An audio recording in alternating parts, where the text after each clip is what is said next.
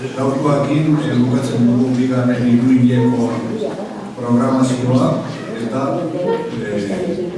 konbokatzen zaituet berriro ekainean irakurketa ekainaren 6an izango da, osteguna, eta orduan ekainaren 3, 4 eta 5 beste 3 jardunaldi egingo ditugu Otxopetxeri buruz. Gaur, gure gonbidatuak Juanjo Olazagarren eta Danele Sarriburarte. Ze lotura dute gure gonbidatuek Otxopetxerekin? Ze lotura edo guk antolatzaileok zergatik gonbidatu ditugu gure gonbidatuak? Bat, gazteak direlako. Danele gazteagoa, Juanjo baino, baina edozein modutan, belaunaldi bat edo bi, Angel Lertxundi baino gazteagoa. Eta gure garaikoak edo bere garaikoa jaurti zuten aukera, bere iritziak emateko nobelari buruz, eta orain interesatzen zaigu gazteek ze pentsatzen duten eta nola irakurtzen duten liburua. Bestalde batetik, baita ere bilatu dugu fikzio egile izatea. Hau da, ez esango genuke saiakera egile, edo beste mota bateko idazle baizik eta fikzio egileak. Olazagarrek 3 novela ditu, eta Sarribuartek 2. Eta uste dugu, Otxopetxek merezi duela hori ere aintzat hartzea. Gero, baita ere, bilatu dugu idazleak nolabait esateko aktiboan egotea. Gaur egun idazten duten idazleak izatea. Biek ere, orain urtebete publikatu dute bere azken liburua. Beraz, pentsa daiteke, aktiboak daudela. Eta gero baita ere guretzat antolatzaileontzat gauza importante bat, eta da idazleekin eta harremanetan jartzen garenean lehenengo momentutik feedback hori galdetzen diozunean Otxopetxeri buruz hitz egitera etorriko zara. Lehenengo reakzio hori ona izatean, eta gure kasuan, bien kasuan, hala izan da, eta guretzat eskertzekoa da. Lehenengo Danele, eta gero.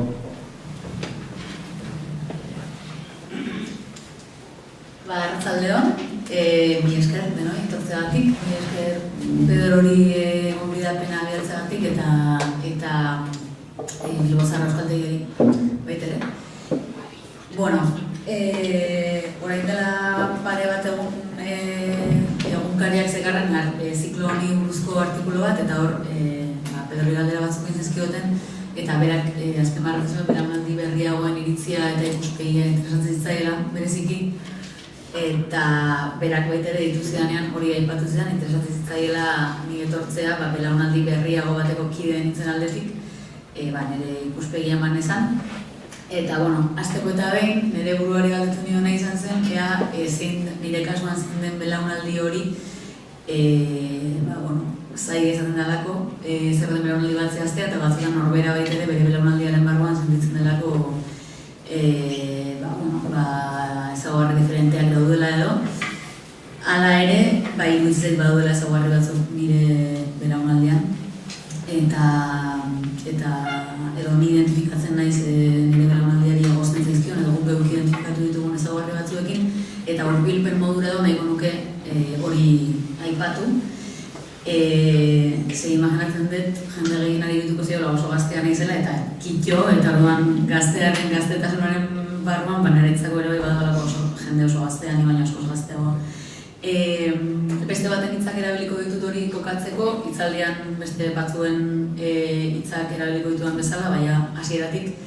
Eta kasu honetan Beñat Gaztelumendiren zutabe bat erabiliko dut. Beñat Gaztelumendi 1989an jaio zen, bertsolari da, imaginatzen dano bakigula zein den. Hori da, ni baino 2 urte zaharragoa da, baina bueno, 2008ko hamarkadaren bukarakoak, biak gara gipuzkoarrak, eta biak gabiltza euskarazko sormenaren alorrean, eta orduan bere impresio batzuekin oso bat etorren nintzen. Eta Zutabea publikatu zuen Irutxuroko izan dela Donostiko astekaria, eta irakurreko izan. Aurreko belaunaldiei esker honez. Bai, gu gara violentziaren kiribilean ez egin duzuenak bizikidetzaren arorako. Gu gara txibertan jaiotzeko dondenak. Lizarra garazik mukiak jaten harrapatu gintuenak eta Loiola Kosto eta Kalimotxo Zaporeko ostegunei buelta ematen ari ginela albistegietan ikusi genuenak.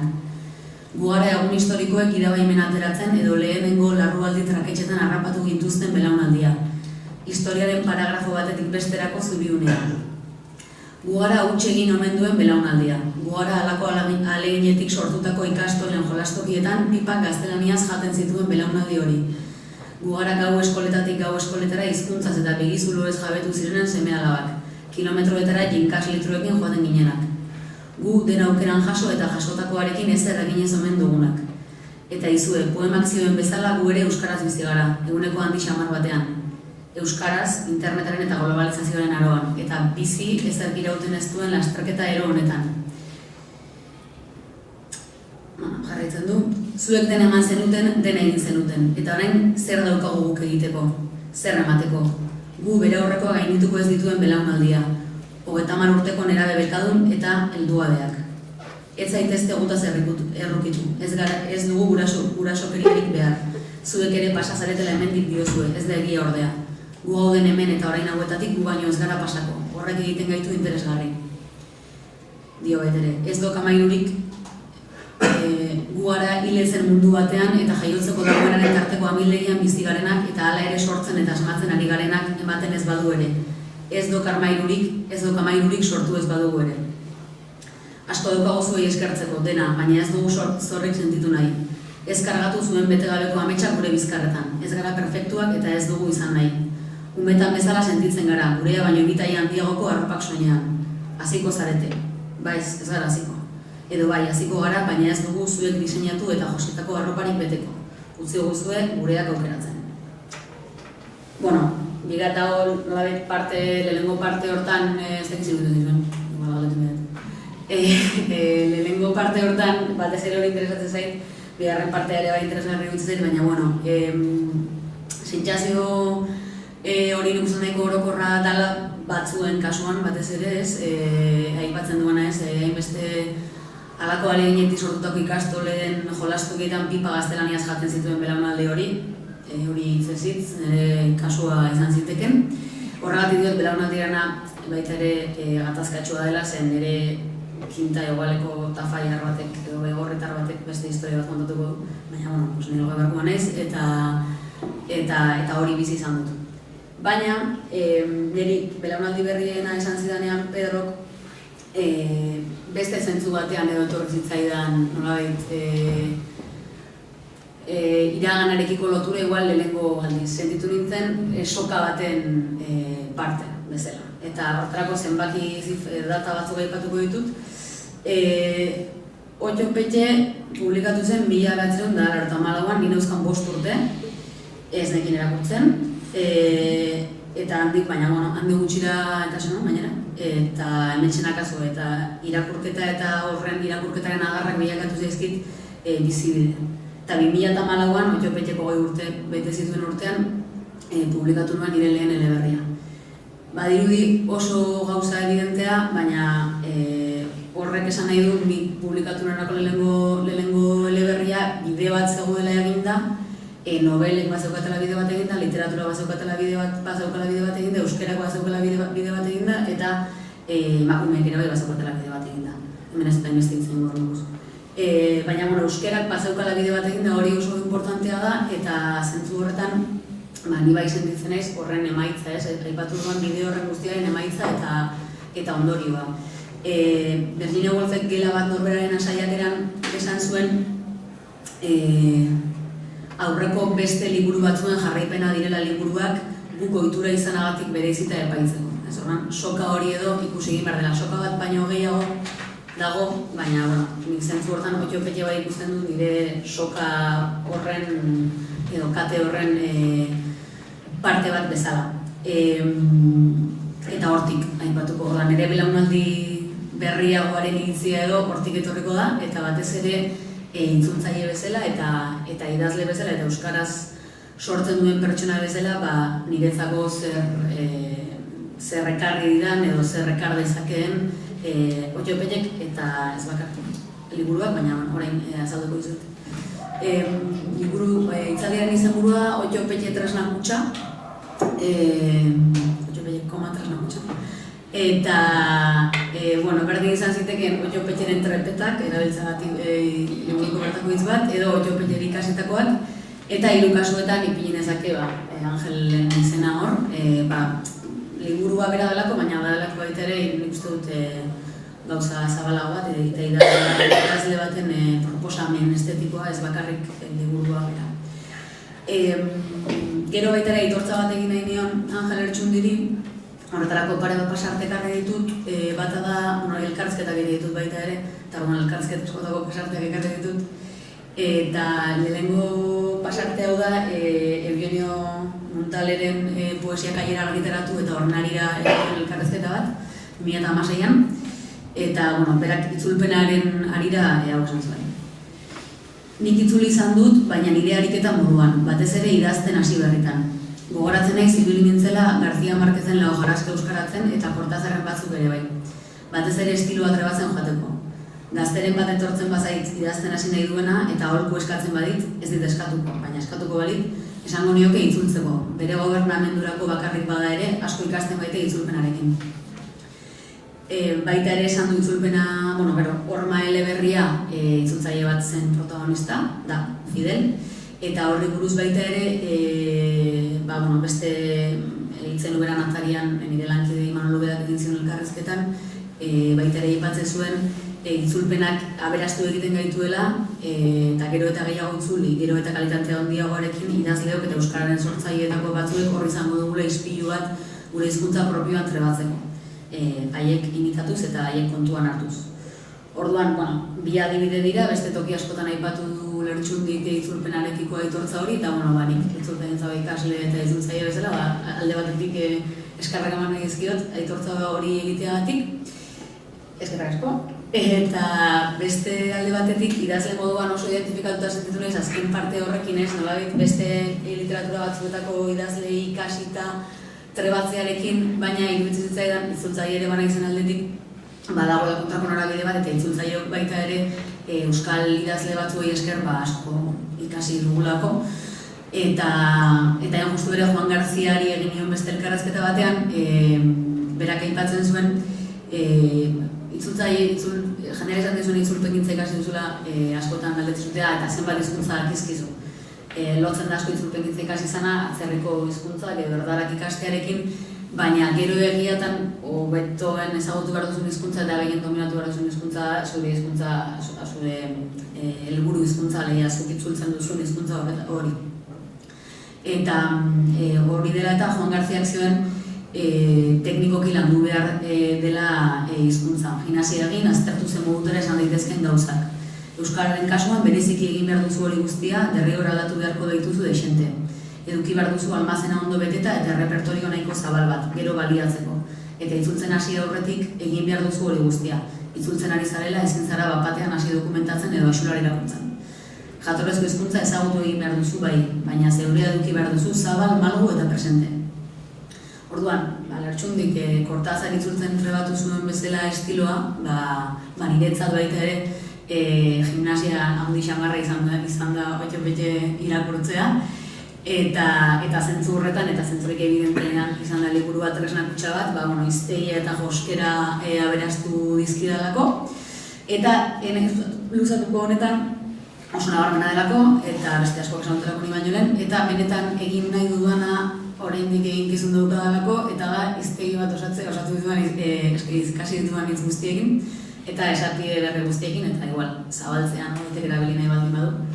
Eta nahiko nuke sartu lezio ezain tekniko edo ezain nabarmen edo ezain evidente batzuetan. Lehenengo lekzioa, lehenengo ikasbidea edo plan, ez dakit, burura etorri zaidan gauza liburua irakurtzen ari nintzela eta gero prestatzen ari nintzela hitzaldi hau izan zen idazlearen ardura. Pedrok esan duen bezala nik bi eleberri idatzi ditut eta, ez dakit izango dizudan.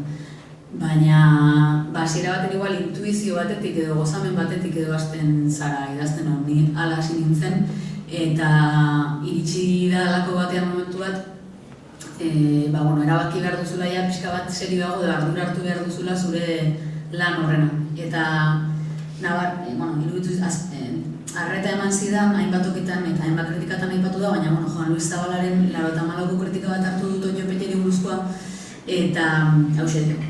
Askotan entzun izan diet Angel Ertxundi gertutik ezagutzen duten zenbait idazle eta literaturzalerik oriotarrak 16. nahi danez edo Tobacco Days gisako eleberriak idazten jarraitzea arrakasta bide eroso eta segurua izango zuela. Bide horretatik jotzea erabaki izan balu. Baina Ertxundik beste bide batzuk jorratu nahi izan dituela, arnas handiagoko eta kezka biziagoko literatura landuz. Muga berriak aurkitu eta hautsi naiz, benetako idazle batena den egonezinari adierazpide berriak bilatuz, galdera gero eta zail eta zirraragarriagoak planteatuz, 3 punto.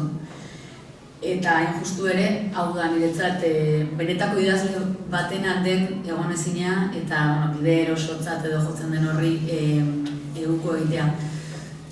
Lezioan niretzat ez da inbeste bide erosoari uko egitea, baizik eta erabaki bat hartzea edo jak nolabait kontzientzia batekin edo hori egiten hastea. Berriro ere diot, badirudi momentu batzuetan oso gauza evidentea diela, baina ni bintzat idazten hasi nintzenan, idazten duzu ez dakit zerbait dakasulako gar bat edo eta gero beranduago etorri zait, benetan hausnarketa zabalagoa bat hizkuntzarekin lotura dauka, hori jarraian aipatuko dut. Baina, mugarriaren zentzua askotan aipatzen da Oño Peteri buruz hitz egiterakoan eta ez da bakarren mugarri euskal literaturan Lertxundiren ibilbidean ere bai, ausarki esaten dut hau inbeste ausarki esan dut, eta listo.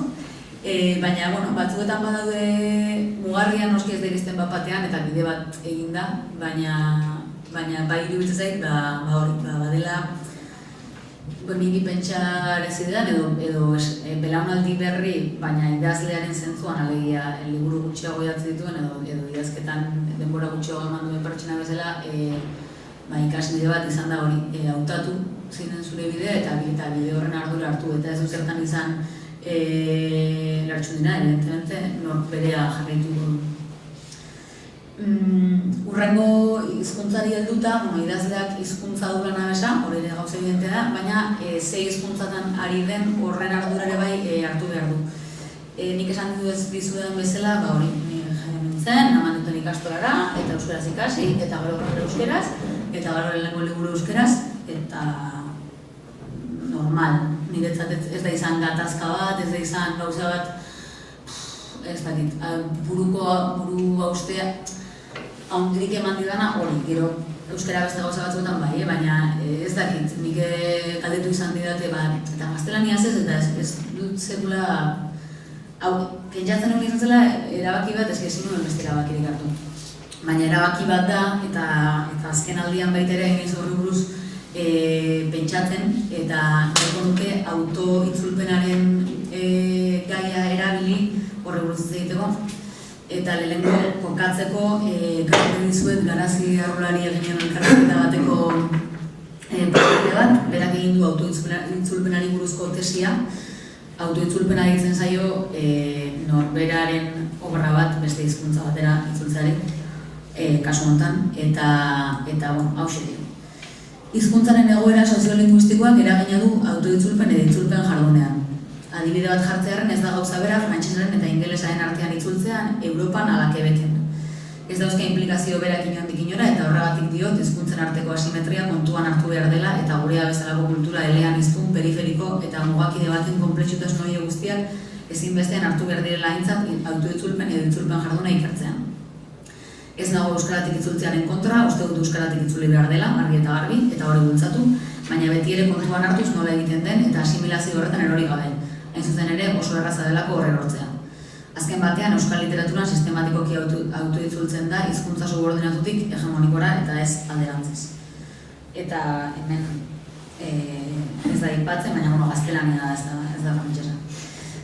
Oio Pelle itzuli zuen Jorge Jimenezek, 1996an 6 aurkeztu zen Las Últimas Sombras izenarekin, eta 2007an Albert Daniak argitaratu zuen berriro Las Últimas Sombras Oio Pelle izenarekin.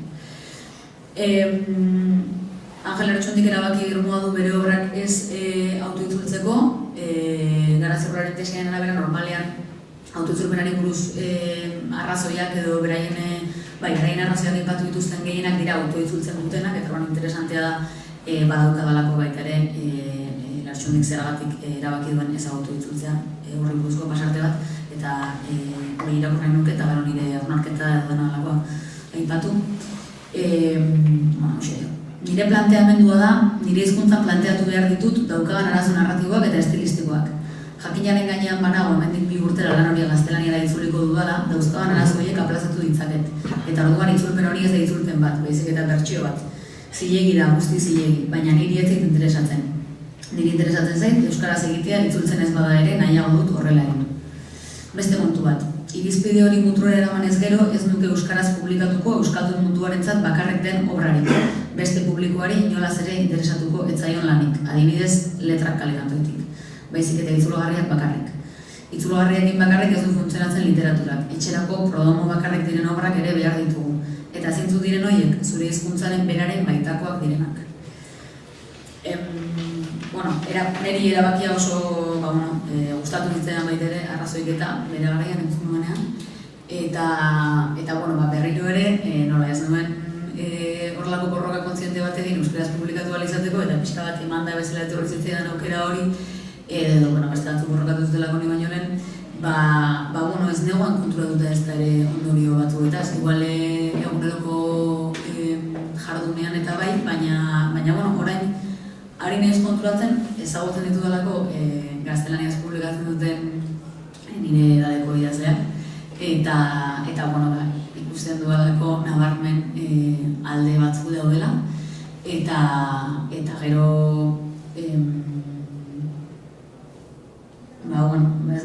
eta urterekin ez daudelako pentsatzen ez dakit aukeretan edo ez eskizurako ikizten eskaintzak edo horrelako gauzak eta orain bai, gertuago dago hori guztia. Eta orduan, kasu honetan baiten, niri kasu honetan erabaki hau asko gordetzen dela eta bat natorrela, baina aldi berean erabaki bat hartu behar dela ikusi dut horrekin eta Garazia Arrolak dioen moduan gurea bezalako kultura eleaniztun periferiko eta mugakido baten konplexiotasun hori guztiak ezinbestean hartu behar direla kontuan autoitzulpen edo itzulpen jarduna ikertzean, berdin hartu behar dira idaztean.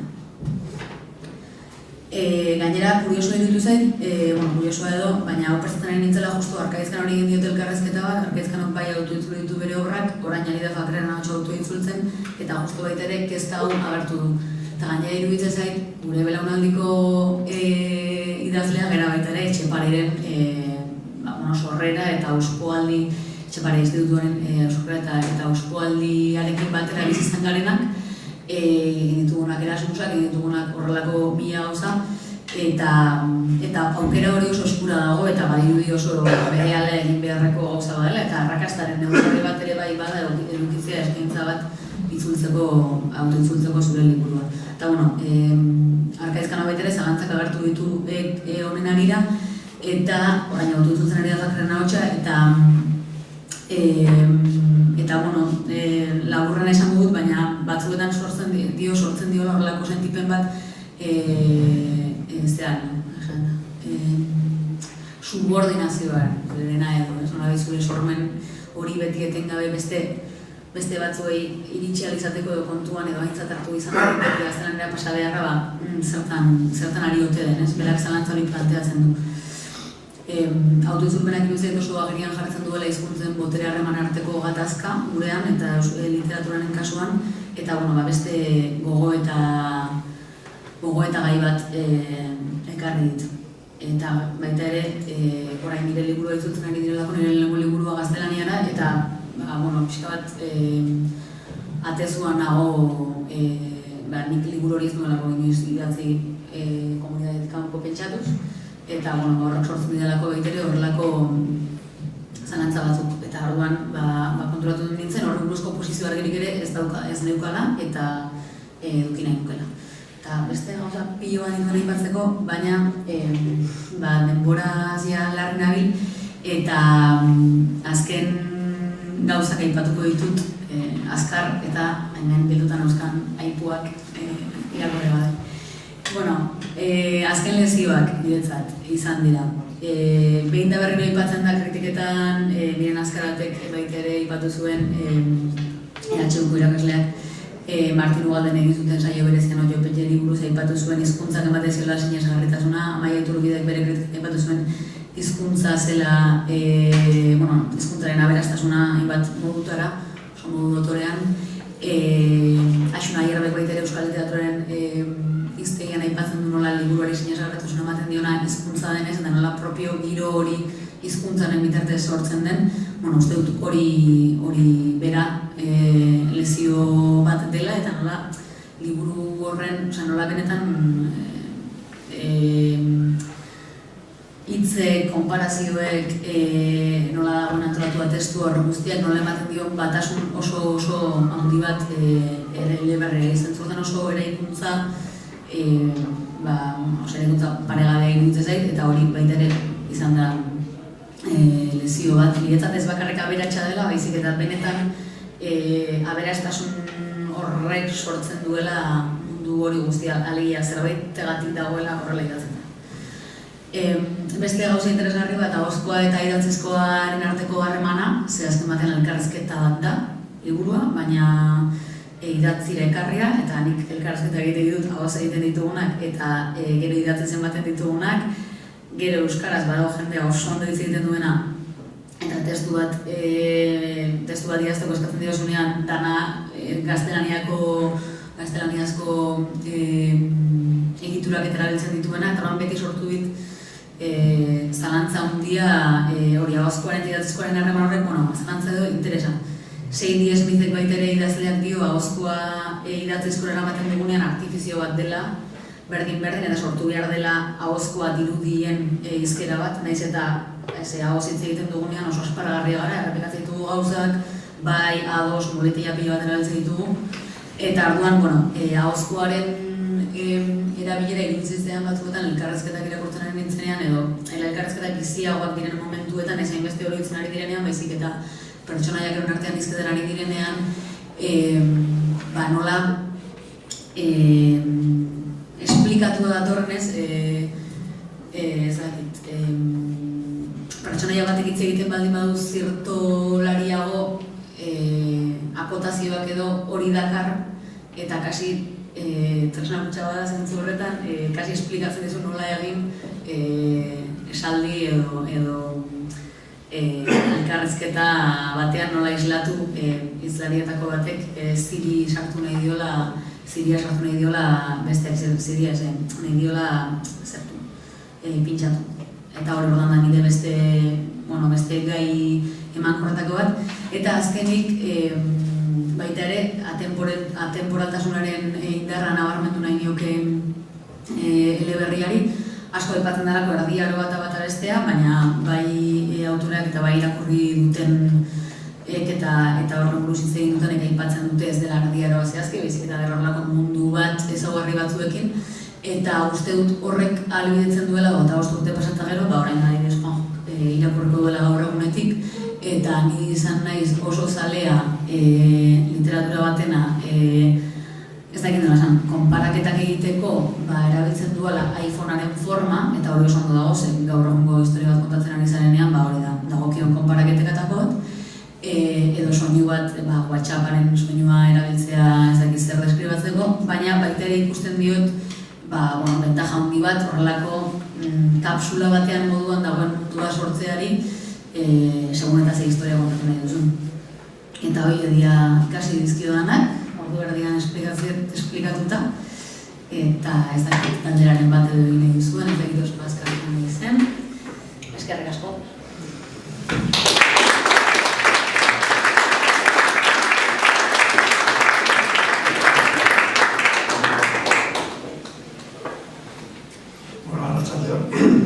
jarriko martxan ez pasatzeko. Bueno, nik, Lertxundik berak planteatutako gai bati buruz itzeko dizu, eta alegia botereari buruz, nik uste dut novela hau botereari buruz dela. Eta horregatik jarri diote halako titulu eskandalagarri xamarra. Trump gutxi aipatuko dut, baina bai saiatuko naizela azaltzen hemen agertzen den boterearen egitura oso gaurkoa, edo gaurko ikuspuntutik begira daiteke, ez?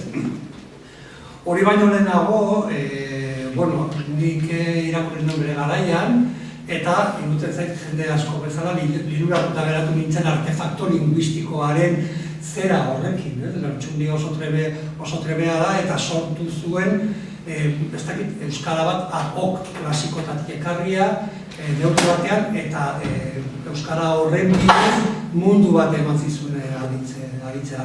Bigarren aldi honetan, nunbait nik euskara pixkat gehiago irakurri dut, eta niri artefakto linguistikoaren zera hori pixkat desagertu egin zait, nobelaren interpretazio, hori boterea, edo nobelaren mundua interpretazio saiatzeko boterearen ikuspegitik, ez? Niri, labur esateko, geratu zaizkit idazteko orduan bi fetitxe, Lertxundiri kasi dizkionari buru horretan, braus batean, eta orduan nik edozen esalditan berehala, eta braus batean sartzen dut, eta liburu horretan ikasi nuen, eta bainoago konparatiboa ere, berari ikasi nion, eta orduan erabiltzen ditut. Baina, hori alde batera utzita, nik esan dut, liburu hau dela boterearen, boterearen gaineko alegoria bat. Alegoria diot, ez da novela historiko bat, nire ustez, da alegoria bat. Alegia boterea errepresentatu nahi du eta horretarako mundu bat sortzen du. Diot alegoria, ze novela historiko bati eskatuko genizkioke, ez dakit nola esan, errealismoarekin lotutako xehetasun gehiago, eta hemen ez daude. Esate baterako, eta orain hau interpretatuko, ekonomia ez da agertzen, ez dakigu mundu hori nondik bizi den, nondik ateratzen den, nondik sustenatzen, nondik elikatzen den zera hori. Eta boterea agertzen da kasi modu metafisiko batean. Azalduko dute, baina, zergatik uste dut aukeratu zuela Erdi Aroa Lertxundik liburu hori boterearen ikuspegi hori emateko? Begiratu ingurura. Badaude autoreak, horien artean Joseba Gabilondo, edo Alan Mink, zeinak esaten baitute, Erdi Aro berri batean bizi, edo Erdi Aro berri batean bizitzen ari garela. Munduaren ordena erortzen ari da, eta Gabilondo esaten du, mundu multipolar batean gaudela, eta nolabait ere bere norberan, edo erresuma bakoitzak bere arauak jartzen ditu, eta begira, azken bola da, Venezuelako afera gehiago ez aipatzeagatik, ez? Alan Minkentzat, autore frantzes bat, La Nueva Edad Media, berarentzat hori munduaren gainbera da, ez? Erdi Aro berri horretan bizitzea. Aldiz, Joseba Gabilondorentzat, izan daiteke aukera bat, Gabilondok badakigu, independentzia eta gauza horiek, mundu edo orden justuago bat eraikitzeko aukera, ez? Erdi Aro berri hori. Eta hori, nik uste dut horregatik planteatzen duela. Lertxundik, alegia, badaukagu gizarte bat, baina irudikatzi ditzakegu beste erresuma batzuk, beste hiri batzuk, tartez bezalakoak, batzuk askeagoak, beste batzuk. Ez, eta nolabait ere mundu orden bat ez dagoen toki.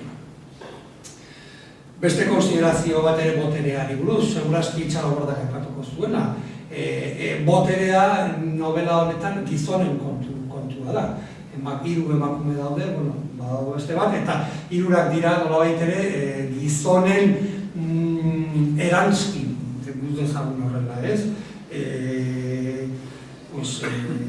Okio Petxerentzat, Graziber eta Jonane, Okio Petxerentzat maitarea du bat, baina, en fin, ez da kasi personaje bat, edo ez dago nobelaen erdi parean, eta Jonane, bestea, errondalen saietza baino ez da, eta Añañen, beste personaje bat, tresna ere izatera ez dela egatzen, beraz, boterea gizonen kontu bada.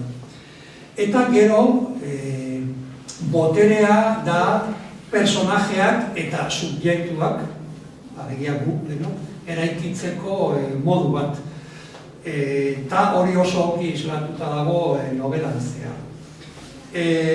Otxo Petxek irekitzen dionean atea arrotzari, haien arteko harremana etengabe dago botere harreman bat bezala eraikita. Nahi baduzu esake partia bat balitz bezala, edo tikitaka bat, edo zirt eta zart bat, nahi duzuen bezala, ez? Eta personajeak horrela sortzen dira novelan zehar. Gutxienez, gaztelua pasatzen diren parte horretan. Nolabait ere, kontrakotasun horrek adierazten du botere harremana, ez? Foucault, eta gero ere aipatuko ditut, Foucaultentzat botereaz etzen goitik zetorren gauza bat, baizik eta zen denon hartzean martxan zegoen indar bat, bazijoana eta bazetorkiona, eta indar horren bidez nolabait ere subjektuak sortzen dira. Eta nik uste dut, Lertxundik asmatu duela, personaje horren, hori ajedrez joku horren bidez sortzen, ez? Hasieran arrotza da, gero errondal da, gero batistogera da, gero azkenean eriotza da, ez? Eta bien arteko harreman horretan beti dago borroka. Nolabait ere, borroka botere harreman bat, gainera, Petxek egiten dituen konsiderazio guztietan hori dago. Nolabait ere, irabazi dut, ez berak gain hartu dit, eta hortik sortzen dira personajeak.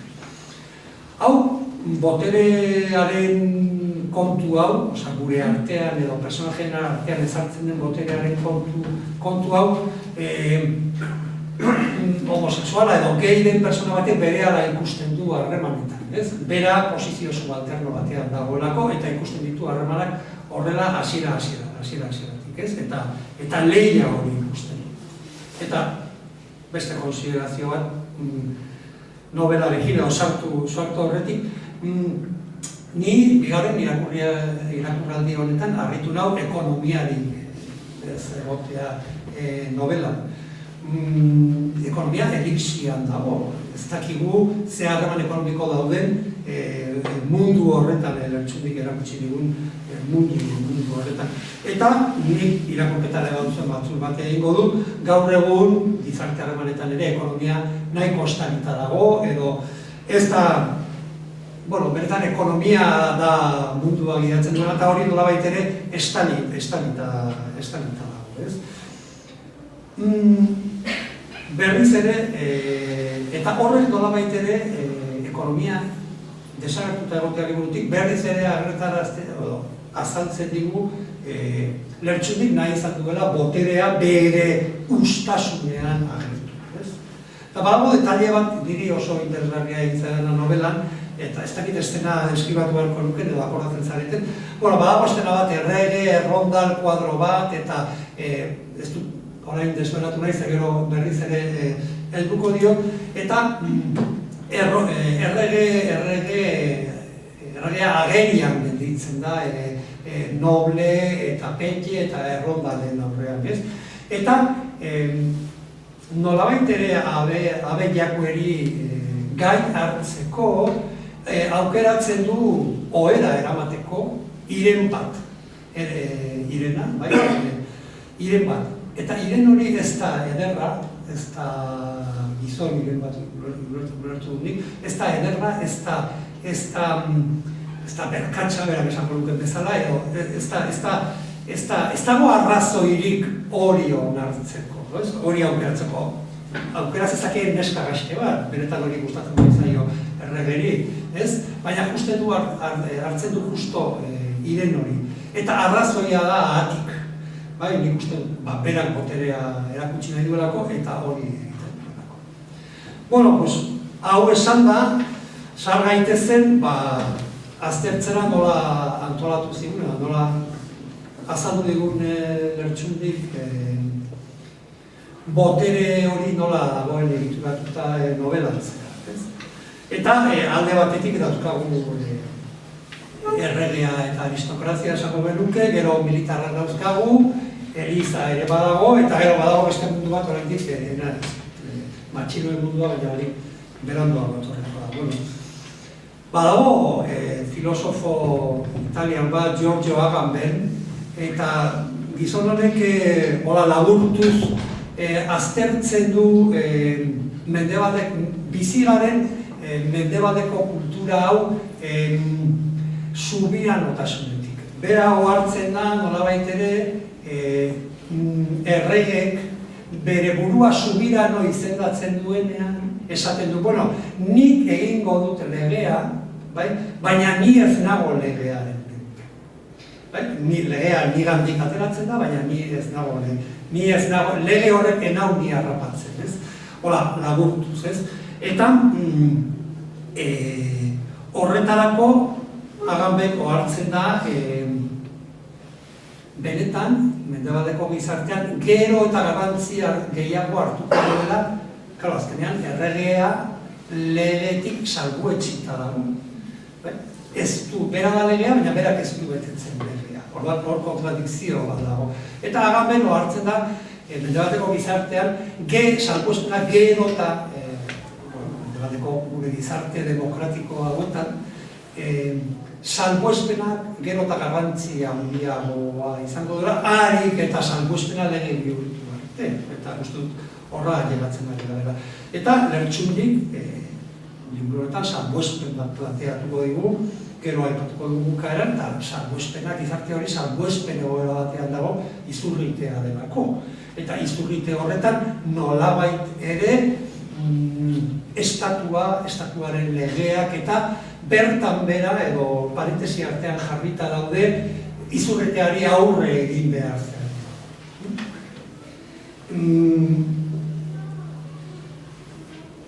Subiranoak beste zentzu batean, erregeak, bi gauza ordezka dezake psikoanalitikoki. Alegia bera da orden simbolikoa, munduaren orden hori lotzen duena, gakoa, eta denok populazio guztiak izan nahi du errege, eta bera da desira guztien buru, edo bestela bera da, nolabait ere, boterea eta hor dagoen, ez? Orduan,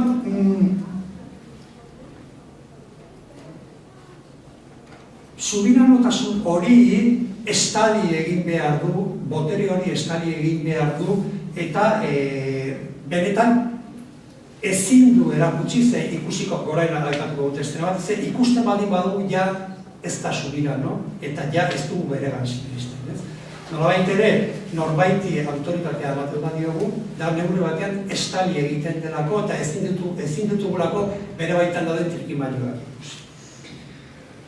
Pentxe doanean erregearen gana izurritearen gaineko kontuak itatzera edo garbitzera, birakuriko duen pasartetxo bat, ikus dezazuen nola funtzionatzen duen botereak. Imaginatu, errege dago eta pentxe dago, garbitzera doa, zer gertatzen ari den zera izurritearekin. Eta errek ez dio aurpegi ematen, bizkarra baizik, eta otxopetxe hor dago, eta irakurri behar du bizkarretik eta ahotsetik bakarrik botereak zer nahi duen. Eta ahotsa nuen erregeren jardunaren nondik norako gida bakarra. Ez neukan erregeren hitzen doinuera arren aurpegidurako musinekin alderatzeri. Eta bekoz beko jardun ezin ark larritzen ninduen. Alegia, boterea ahotsetik bakarrik interpretatu behar dugu, eta horretan Andu Lertxundik oso trebeki erakusten digu boterea dela zenbait lausua hor dagoena eta interpretatu ezin du. Interpretatu behar dugula, sekula ezin dugulako jakin botereak zer nahi du. Eta horrelako estena gehiago badaude.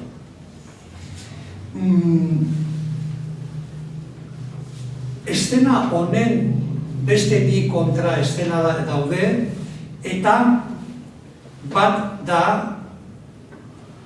festa batean errondalek ematen dionean kuadroa errege kuadro bat oparitzen dio, eta kuadro horretan Jonameren gorputza dago biluzik.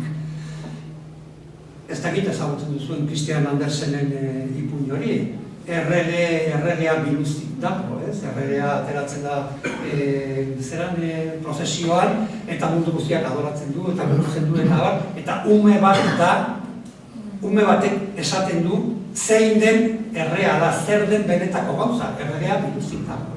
Eta gara, erregea biluzik dagoen momentutik, ja ez da errege eta erortzen egiten da eraiki guztia. Eta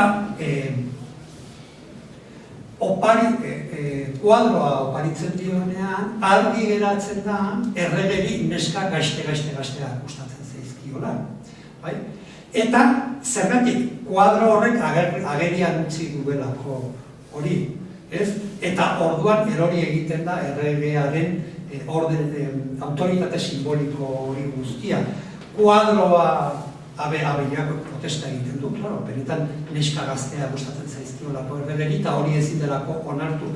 Eta hor egiten duena da erregek agerian gelditzen da, baina benetan buelta ematen dio, kuadroa ez du jasotzen eta orduan aukeratzen du Irena nolabait ere bere boterea berriz ere reafirmatzeko. Aukeratuko dut Irena hau eta aukeratuko dut zakarra delako ni nahizelako hori da, eta gero badago beste nolabait ere izango genuke boterea estali egiten da, eta bigarren honetan boterea agerian gelditu da, baina berriz ere berri indartuta ateratzen da. Baina nobelaren bukaera badago beste lehenengo estena horren kontra estena bat, eta oraingoan bai boterea errege geratzen zaigula trapuzar bat ezala autoritateak gabe. Eta berriz ere nobelaren bukaeran Petxe ja eraldatuta dago eta ez da lehengoko Petxe badoaz biak zaldian eta ezin dute elkar ukitu, ze errege beldur da izurritea kutsatuko dion, eta txondor bat dutela erdian mintzatzen dira. Eta han erabat mundu horren bukaera da, edo erreinu horren bukaera da, agertzen zaigu erregea bere autoritate guztia erabat galduri, eta Otio Petxek ere ez dio aitortzen autoritate hori, ja beste toki batera joan delako bera, ja ez duelako mundu horretan sinesten, ez?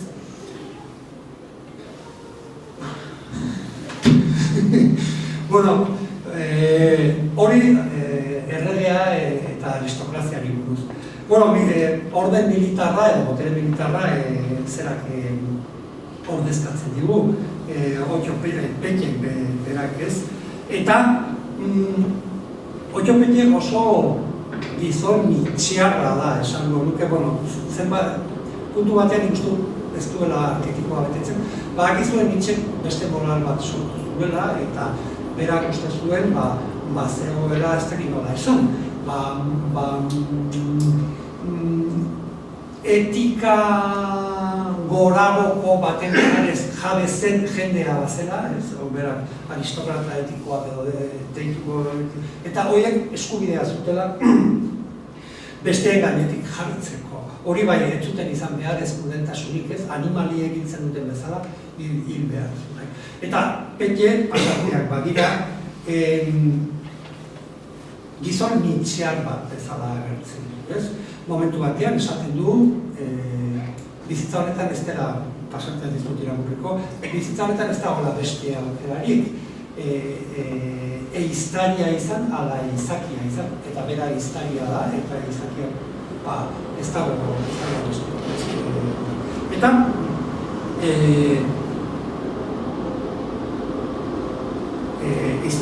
eizkari izan, ala eiztari bihurtu, ez? Pentik nun egiten du nire irudiko huts erabateko gizon nitxiarra izaten. Momentuan, novelan hiru momentutan krudeltasuna agertarazten du. Krudeltasuna sadismo moduan, ez? Plazerra aurkitzen du hiria bere mendean aurkitzean, eta plazerra aurkitzen du Jonane torturatzean eta beste momentu batean ere bai. Baina hala ere, nik esango nuke, bere burua daukala gizon goragotzat eta boterea bere izaeraren manifestazio bat bezala ertarazten. Hirugarrena izango genuke Eliza, eta aitortu behar dizuet, igual hitzaldia idazten dudanean Elizaren papera ambiguoena iruditu zait eta boterearen ikuspegitik kostatu zait hori antzematea nundik nola dihoa. Egia da, Elizak bi aldetara jokatzen duela, erregeren alde eta matxinoen alde bai. Eta abaieko esango nuke dela oso boterearen aldetik oso gizon zinikoa eta makiabelikoa behar bada. Bera badaki zertara jolasten ari den, eta jokatzen ari den, eta hortaz hortan ari da. Eta gero aurkiko benuke antolat azaldu dizuedan botere honen, erregea, Eliza eta botere militarraren kontraboterea. Baina, nik uste dut, berriz ere Lertxundik eman nahi izan digunez botereari buruzko alegoria bat, nik ez dut falta mota, uste dut nahi eta egin da duela, matxinoen arrazoiak ez daude azalduta. Behin uste dut aipatzen dela justizia, behin. Gainontzekoak matxinoak handauden, baina ez da azaltzen oso ongi zerraitik diren matxinoak. Ematen du botereak kontraboterea sortu behar duela eta boterea behar duela iraungo badu. Eta, ematen du ez. Esaten du momentu batean petek. Eguneroko bizitzan pensatzen dugunetik oso bestela jokatu behar da matxinoekiko. Ur gehiegiak loreak ito dezake, baina urik gabeko loreak bere baitara bildu, ihartu eta hiltzen den bezala, biltzen da bere baitara ihartzen eta hiltzen matxinori gabe erresumari boteretsuena ere. Beraz, matxinoak beharrezkoak dira boterearen sistemari eusteko. Ez dugu irakurketa, Euskal Gatazkari buruzko irakurketarik egingo, ez dagokigunez, baina nolabait ere botere horrek behar du kontrabotere bat, baina kontrabotere hori botere sistemaren parte da, ez? Eta, trumpa ipatu beharko dut. Zer egin, gaurko munduaren alegoria nahiko zehatza den novela honetan esaten zaigun bezala, zer egin matxino izateak bera, irensten baldin badu gaur eguneko botere erabat jale eta oro jale eta oro jakintxua. Zaila dago ikusten duzu.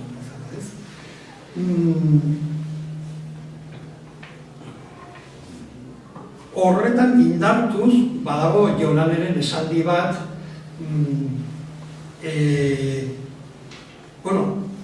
Jonane da matxino bat, galdetzen dio bere buruari, zer behartuta eraman behar dugu gure bizkarretan suz markaturiko dexestarren, alegia matxinoen pika, zerraitik izan behar dugu matxino, neure batean, matxinoak boterea indartzen bat.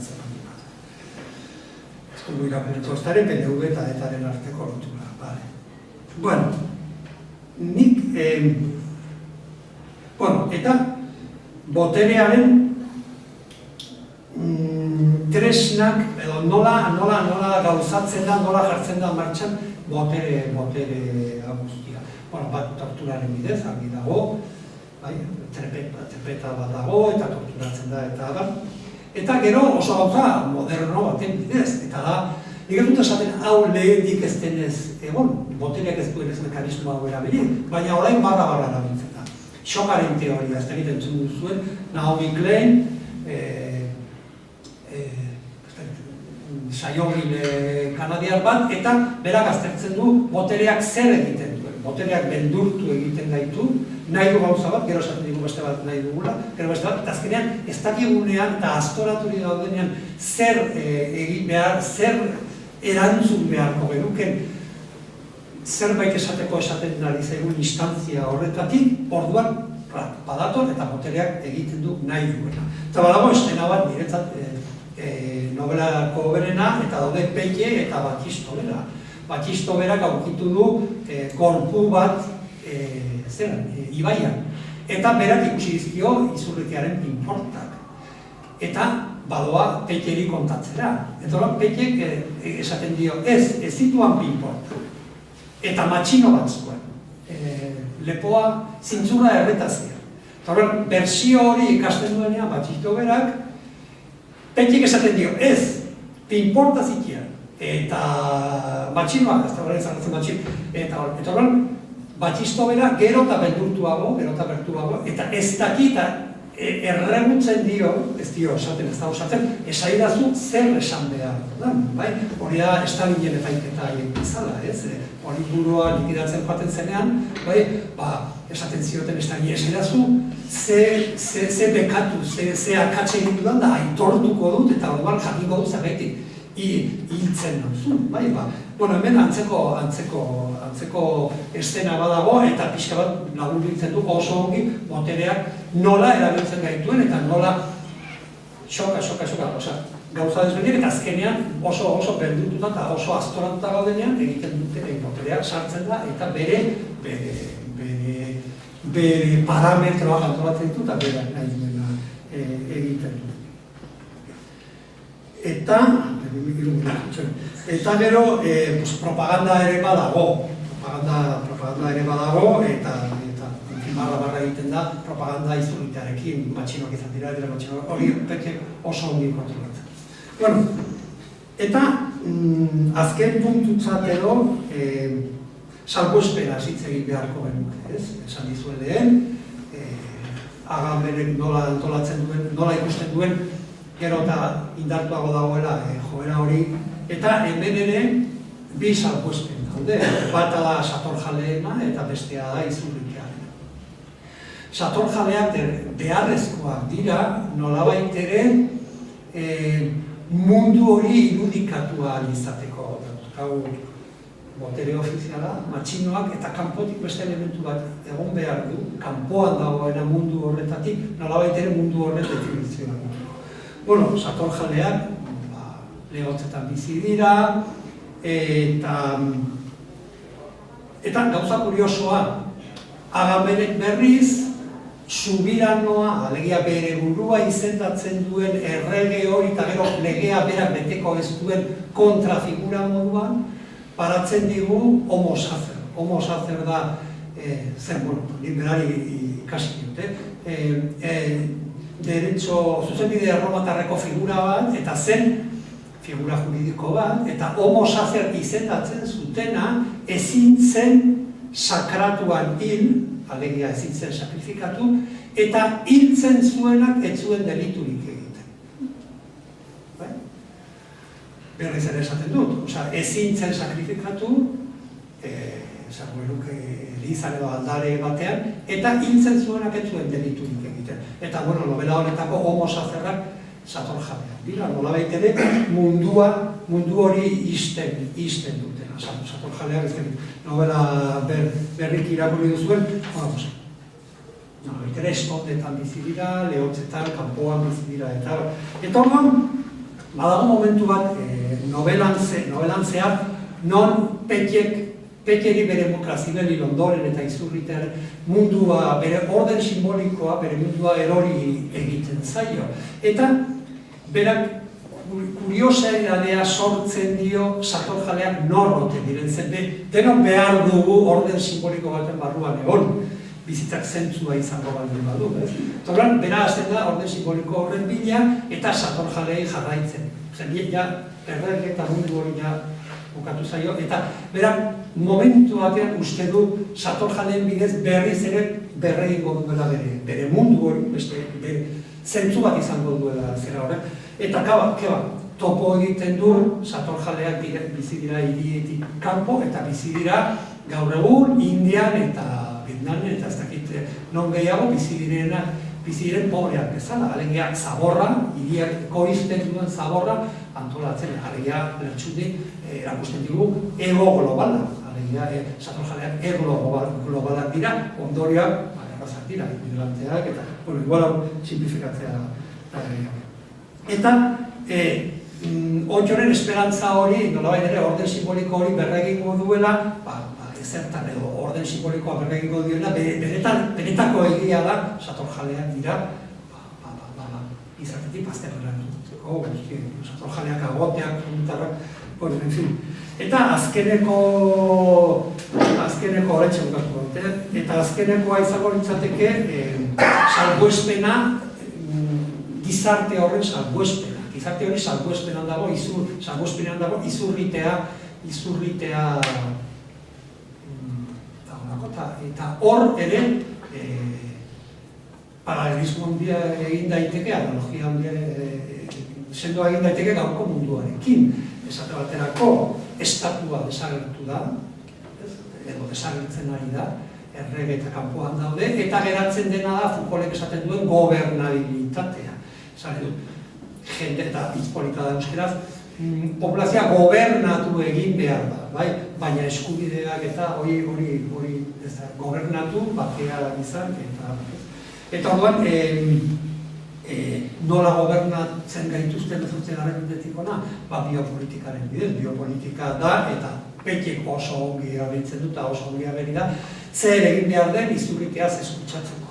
Nola jaso behar diren gorpuak eta hori teknika horien guztiak Foucaultek oso aztertuta dauzkan eta gu horrela bizi gara, biopolitikaren garaitan bizi gara eta norgaren zer izan behar dugun, nola zaindu behar dugun, zer osasun eduki behar dugun, zer jan behar dugun eta hori dana ere ageri.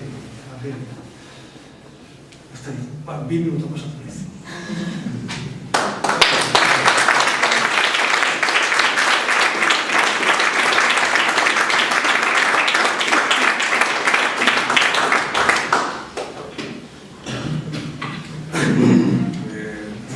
Garaiz gabiz oraindik, beraz zuen txanda da.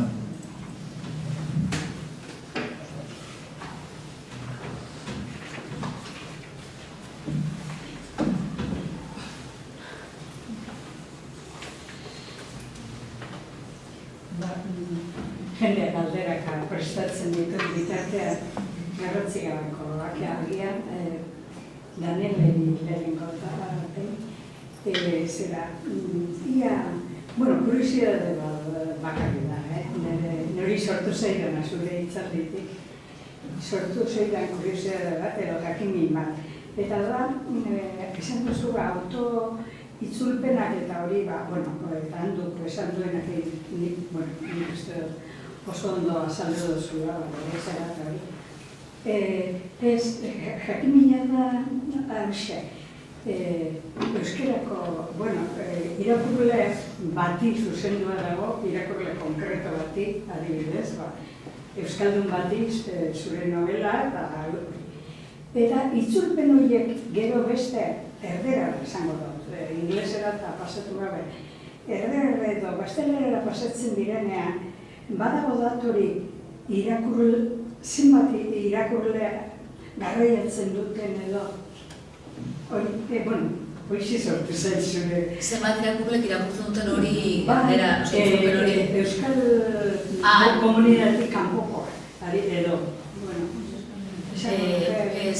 enaiz bat ere ditu esan, ez dakit magaratzen dut izango dala argitaletxaren arabera, idazlearen arabera, batzuk saltzen diala uste dut. baina ez da, gero, ez da nuen beste hau galdatuko zen eta zela itzulpen batzuk, gaztainako itzulpen batzuk Euskal Herri barrukoak dira eta Euskal Herriko aplikazioa dituzte eta horretzen da, badagoela Euskal Herrian, igual badakite, baina igual irakurtzeko nahiko atrebeziarik ez edo nahalako. Eta, baina, ez dakit, imaginatzen dut argitara etxeko dugu dela esan, eta ez dakit, demagun, ez dakit, miren agurmea beren ez dakit zer liburu itzuli dagoena, hori nola zenbat saldu den, zenbat jendek irakurri duen, baina uste dutela euskerazkoetan bezala autorearen, argitaletxearen eta modaren eta beste gauza askoren batura, baina... Azterkak ingo duzu zurea, nola da? Bai. Eta, hola esak... Gero gainera erosketa jakin dezakezu, baina irakurketa ez da zaila, ez da inerrizan. Hola esakarri galdetuko nioke novelari zera adjektibo bat ipintzekotan, bueno, alegorikoa edo soziala, adjektibo ipintzen Dio horatzen duen oso novela ilun bezala iluna, ez? Baina gero, beroa handia egiten du. Osa, beroa dago novela guztiatzea, iruditzen zen, handu, osa, izurritea errazago kutsatzen da beroarekin, edo, bai, ez? Ez dakit hori, nik niretzat da, baina lehendabizko irakurraldiaren, bai, nik uste dut boterearen inguruko novela da. Niretzat hori, osa, eta gainera boterea, ez dakit nola esan, berez aitzakirik gabeko boterea. Osa, esan duke luke, osa, ez dago aitzakirik, ez dakite, konkistatuko dut nazio hau eta hori jantziko dut horren bidez, demagun berez duela gertatzen ari dena. Ez, aitzakirik jarri gabe boterearen erakusketa bat. Eta orduan niri horregatik iruditzen zen, Irenaren detaile hori oso zer. Iren hori ez du, erregea biluzik gelditzen denean, agiria korte guztiaren aurrean, esaten denean lehendabiziko aldiz, neska gazteekin, pedofilo bat, ezin da hori esan, erabili, baina neska gazteekin hori eratzen dela, hori agerian guztien duenean errontaren, biluzik gelditzen da. Eta hori, botearen berezko manifestazio guztia aukeratzen du, Iren bat eta Irena esan egiten dela, ez dela, zaharra dela, eta jendeak ez du konprenditzen zergatik doan Iren horrekin horrela. Niretzat hori da, novelaren, horregatik esaten dut alegoria batela, eta hertzu handu ondo pozio, konforme hau den edo ez.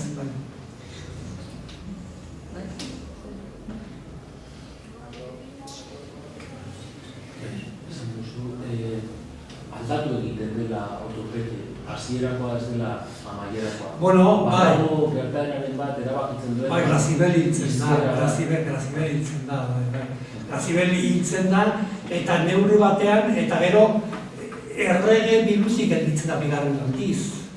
Eta erregeak eusten dio, nolabait ere, orden simboliko hori mundu horren antolaketari, eta otio petje da, erreari autoritatea onartzen diolako, eta bera da militarra, eta nik uste dut momentu hori txondorraren bidez, nahiz akordatzen badaude, baina argi gelditzen da, ez? Uste dut barre egiten diola, ez? Edo irri barre, edo petiek erregeari, eta hor ja mundu, eta hor azken partean, Sajor Jarrein bidea doa, nola, nire interpretatu pixkat, jakin mina edo, ze interpreta daiteke ere bai,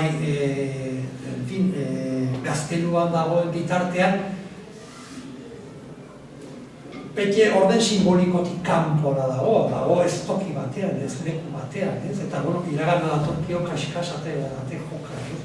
Novelaren bukaeran, baina uste dut hori dela, bera, gaztelu horretara doa. Nik uste du, nik batiztu, liburuaren 150, idazleak eta beste, 150 interpreta irakurleak ez.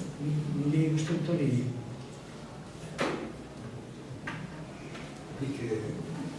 kontu bat daukat boterearen inguruko gogoeta horretan. Zer buruz? Boterearen inguruko askotan entzun dut, askotan edo bintzat ez gaur lehendabiziko aldiz boterearen buruzko alegoria badala. Nik berriz sentitzen dut, baina iritzen zen boterea aitzaki baizik ez dela. Netzako jopete batez ere da giza kondizioari buruzko horrela bat. Eta etxipenari buruzko horrela bat. Alegia, boterea da eguraldia bezala novela horretan, gertatzen da gauza bat. Erregeak ez baitu berdin kokatzen denbora guztiak, boterearekiko. Ez da betek ere, are gutxiago matxinoek, bakoitzak momentu bakoitzean bizitzea tokatzen zaion peripeziak bizitzen du. Ez boterearen kontra egotea. Beraz, netzako gehiago dago etxipenetik, batez ere etxipenetik, baina giza kondizioaren bilakabideari buruz dago gehiago. Ez dakiten ere interpretazio zehar.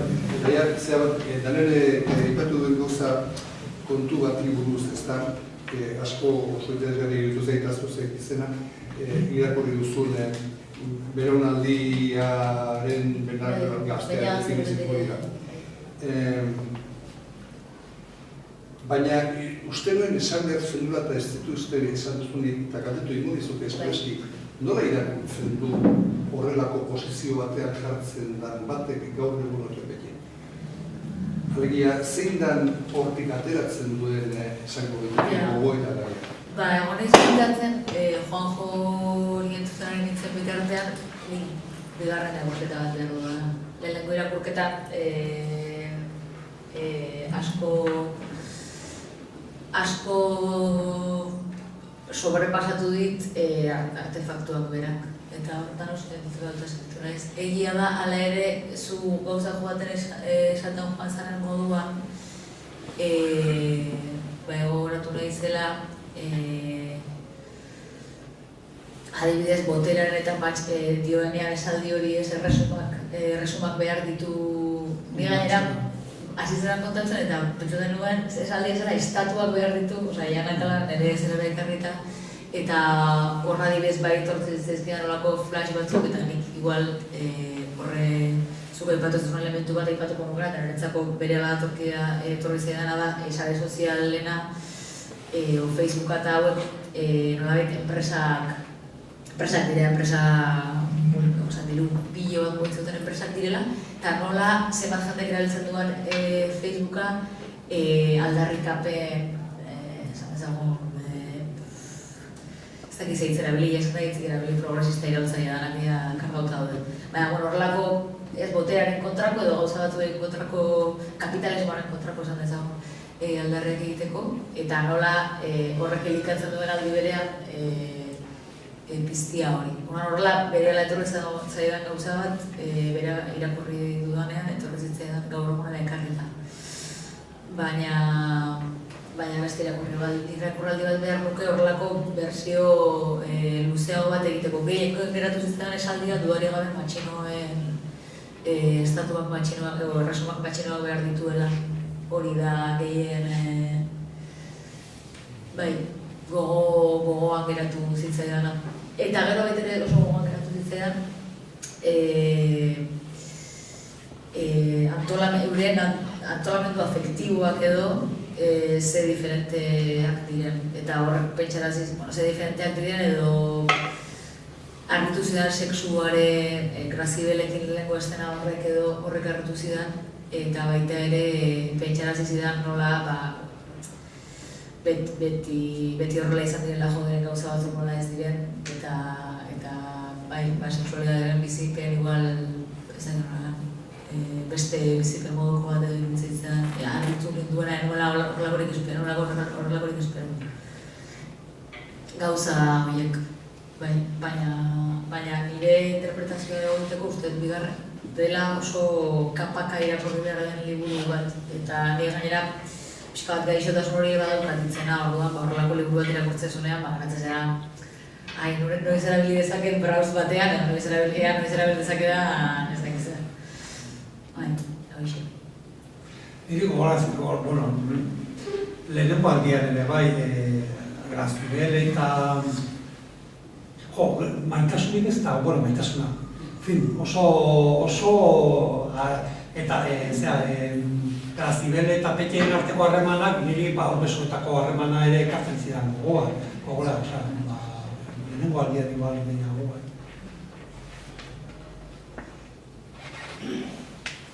Nik irakurtzeko jarri nuen maitasuna, eta neukan apuntegi gero, bai.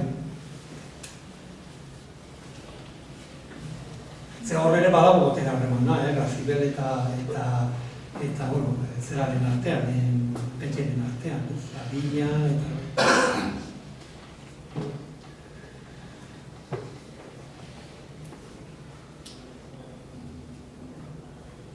Bueno, besterik ez, ekaina arte.